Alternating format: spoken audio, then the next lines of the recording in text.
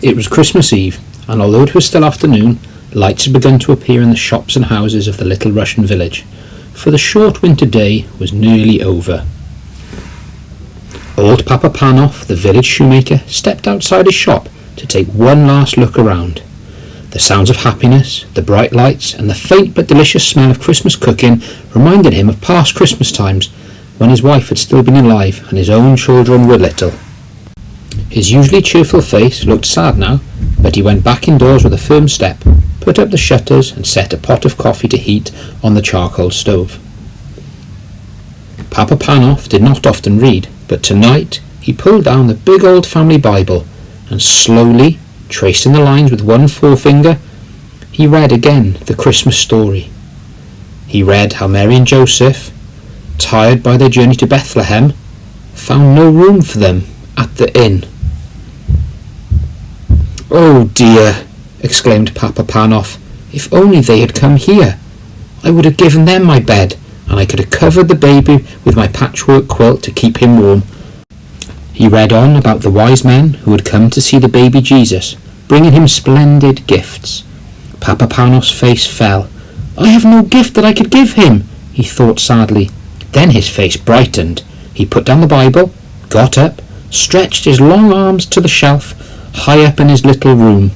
Papa Panov smiled with satisfaction.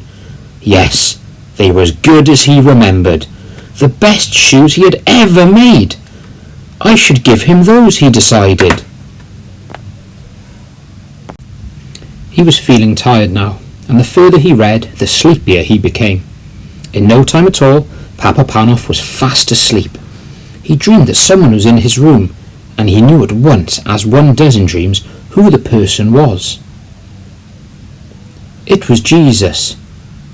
"You have been wishing that you could see me, Papa Panov," he said kindly. "Then look for me tomorrow. It will be Christmas Day, and I will visit you. But look carefully, for I shall not tell you who I am."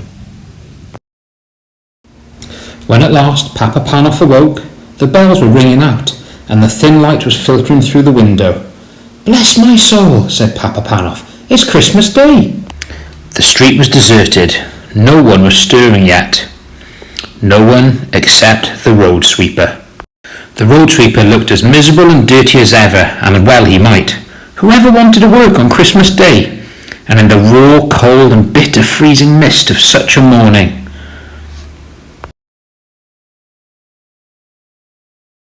Papa Panov opened the shop door. "Come in," he shouted across the street cheerily to the road sweeper. "Come in and have some hot coffee to keep out the cold." The sweeper looked up, scarcely able to believe his ears. He was only too glad to put down his broom and come into the warm room. The road sweeper sat down by the fire and warmed himself as he enjoyed his coffee. Papa Panov watched him with satisfaction, but every now and then his eyes strayed to the window. "Expecting someone?" the road sweeper asked. So Papa Panov told him about his dream. "Well, I hope he comes," the sweeper said. "You've given me a bit of Christmas cheer I never expected to have. I'd say you deserve to have your dream come true," and he actually smiled. When he'd gone, Papa Panov went to the window again. Scanning the street, the girl walked so slowly and quietly, hugging the walls of the shops and houses, that it was a while before Papa Panov noticed her. She looked very tired, and she was carrying something. As she drew nearer to his house, he could see that she was carrying a baby wrapped in a thin shawl. "Won't you come in?" he asked. He called, stepping outside to meet them. "You both need to warm by the fire and have a rest." The young mother let him shepherd them indoors and to the comfort of the armchair by the fire. She gave a big sigh of relief. "I'll warm some milk for the baby," Papa Panov said. "I've had children of my own. I can feed her for you if you like." He took the milk from the stove and carefully fed the baby from the spoon, warming her tiny feet with the stove at the same time. "She needs shoes," the cobbler said. But the girl replied, "I can't afford to buy shoes. I haven't got a job to earn any money. That's why I'm on my way to the next village to look for work." A sudden thought flashed through Papa Panov's mind. He remembered the little shoes he had looked at last night, but he'd been keeping those for Jesus. He looked again at the cold little feet and made up his mind. "Try these on her," he said. Handing the baby and the shoes to the mother, the girl smiled happily and the baby gurgled with pleasure. "You have been so kind to us," the girl said, and she got up with her baby and they left. As they were leaving, the girl said to Papa Panov, "May all your Christmas wishes come true." But Papa Panov was beginning to wonder if his very special Christmas wish would ever come true. Papa Panov looked anxiously up and down the street.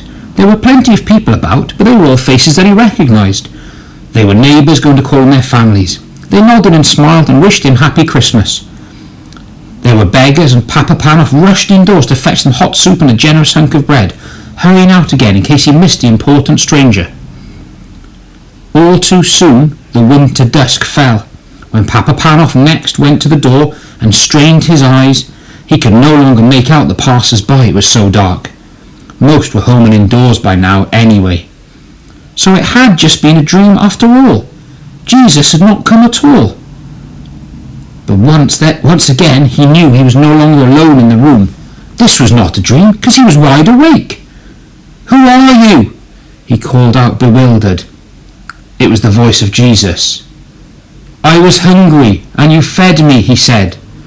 "I was naked, and you clothed me. I was cold, and you warmed me. I came to you today in every one of those you helped and welcomed into your home." Papa Panov thought to himself all the events of the day. Then it was all quiet and still. A great peace and happiness seemed to fill the room as he remembered all the people he'd helped. Overflowing Papa Panov's heart until he wanted to burst out singing and laughing and dancing with joy.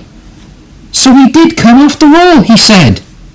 Papa Panov embraced the Christmas spirit and had shown the true meaning of Christmas.